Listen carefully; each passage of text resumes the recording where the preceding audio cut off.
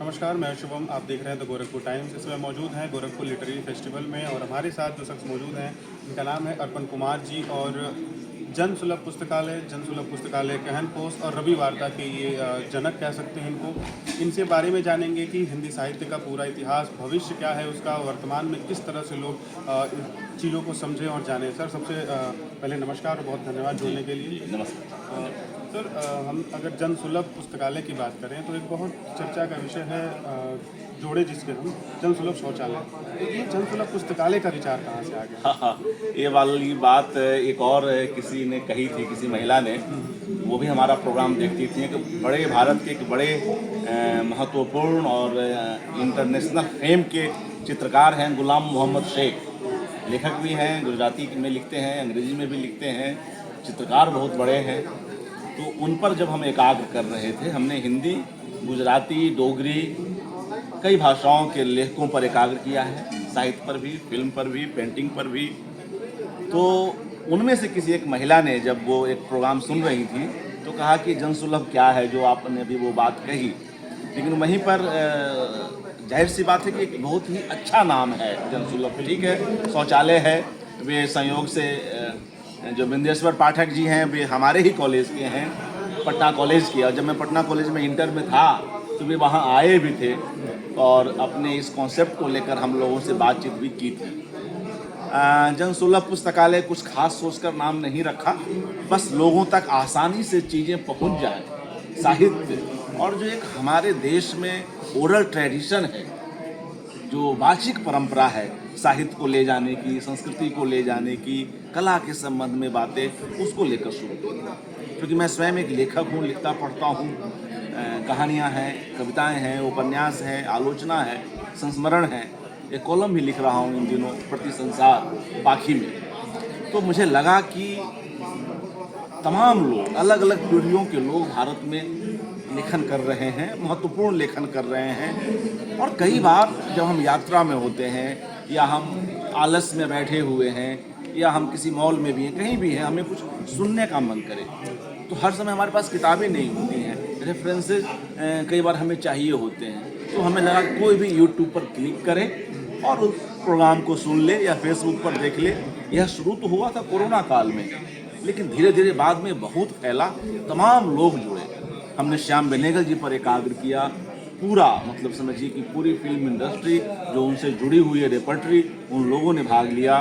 तब जो मुजीब नाम से जो फिल्म उनकी बन ही रही थी, वे लोग बांग्लादेश में थे, कई लोग ढाका से जुड़े और तमाम लेखक, शमा जैदी, तमाम उनके एक्टर्स, उनसे जुड़े दूसरे लेखक अशोक मिश्र जी और बहुत सारे लोग जुड़े। स्वयं श्याम बेनेगल से 1.5 घंटे की बात हुई। इसी तरह से हमने मुजफ्फर अली जी पर एकाग्र किया, उसमें भी बहुत सारे लोग, फैज़ अहमद फैज़ की बेटी मुनीजा हाशमी, तमाम गायक, लेखक, स्वयं जो कल उद्घाटन सत्र में आए हुए थे असगर वजाहत जी, ये सब लोग। इसी तरह से रमेश चंद्र शाह जी पर, अशोक वाजपेयी जी पर, राजेंद्र यादव पर, मनु भंडारी पर, निर्मल वर्मा पर, रघुवीर सहाय पर, तमाम लोगों पर हमने प्रोग्राम किए। मुकुंद लाठ जी पर हमने किया, उसमें जर्मनी की जो इंडोलॉजिस्ट हैं मोनिका जी वो जुड़ी।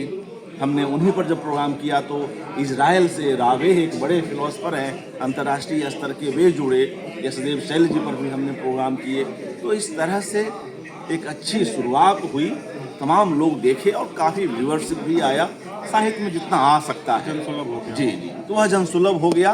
तो वह बात कहीं रह गई। बाद में जो आपने वो जो शुरुआत की थी, तो रमेश चंद्र शाह भी एक बड़े लेखक हमारे समय के, तो वो कह रहे थे अपनी किसी प्रोग्राम में कि मैं जब अलग अलग शहर, वो इलाहाबाद में भी पढ़े, उत्तराखंड के हैं, अभी भोपाल में हैं, तो अलग अलग जगहों पे वो जाते थे किसी शहर में, तो बोलते थे कि भैया यहाँ कोई जनसुलभ पुस्तकालय है क्या।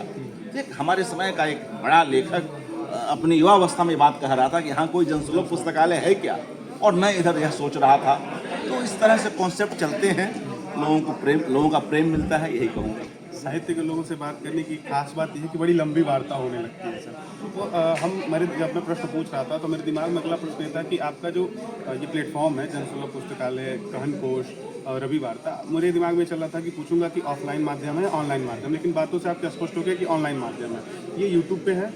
हाँ, ये इस तीनों के नाम से अलग अलग चैनल है। जनसुलभ पुस्तकालय को बीच में किसी ने हैक कर लिया, लेकिन सारी सामग्री सुरक्षित है। फेसबुक पेज पर भी सुरक्षित है और यूट्यूब तो हमारे पास है ही। और जनसुलभ पुस्तकालय कहन कोश के नाम से भी यूट्यूब चैनल है, फेसबुक पेज है, रवि वार्ता के नाम से भी है। रवि वार्ता को हम ऑफलाइन ऑनलाइन दोनों करते हैं और हमने मिला दिया है। इस तरह से जनसुलभ पुस्तकालय को भी कहन कोश जो फिलहाल है तो उसको भी हम अलग अलग तरीके से कर रहे हैं। मान लिया मैं कई जगहों पे यात्रा कर रहा होता हूँ, अपने काम से भी, पर्सनल काम से भी या ऑफिस के भी काम से, तो उसी में समय चुरा कर लखनऊ में कर लिया, इलाहाबाद कर लिया, दिल्ली कर लिया, भोपाल कर लिया, रायपुर कर लिया, यहाँ गोरखपुर में भी हुआ था। अलका सराबगी जी जब पिछले साल आई थी, उनका एक कहानी पाठ रखा था उसी होटल में जहाँ वे ठहरी हुई थी, कई लोग आए थे, तो उसको भी हम लाइव कर देते हैं। तो इस तरह की कोई बैठकी भी है किसी लेखक के साथ तो हम उसको लाइव भी कर देते हैं। दोनों चीज़ें हो जाती हैं, फिजिकल भी और ऑनलाइन हाँ, डिजिटल प्लेटफॉर्म पे हम आप ये जी, पढ़ सकते हैं। सर बिल्कुल। कल एक तो यहाँ और कार्यक्रम था। हाँ, अब आप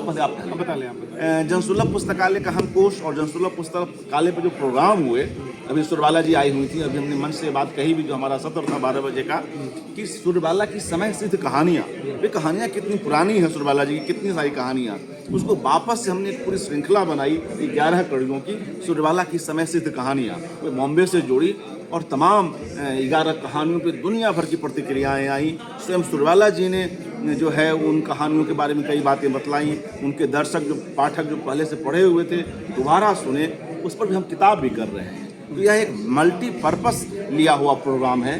किताब भी आएगी, इस पे आप रपट भी देखेंगे जो पत्रिकाओं में छपी, हंस में छपी, कुछ समालोचन वाली जो वेबसाइट है उस पर छपी, तो रपट भी है और प्रोग्राम भी है, किताब भी आने की योजना है एक एक करके। तो कुल मिला के बहुउद्देशीय कार्यक्रम है।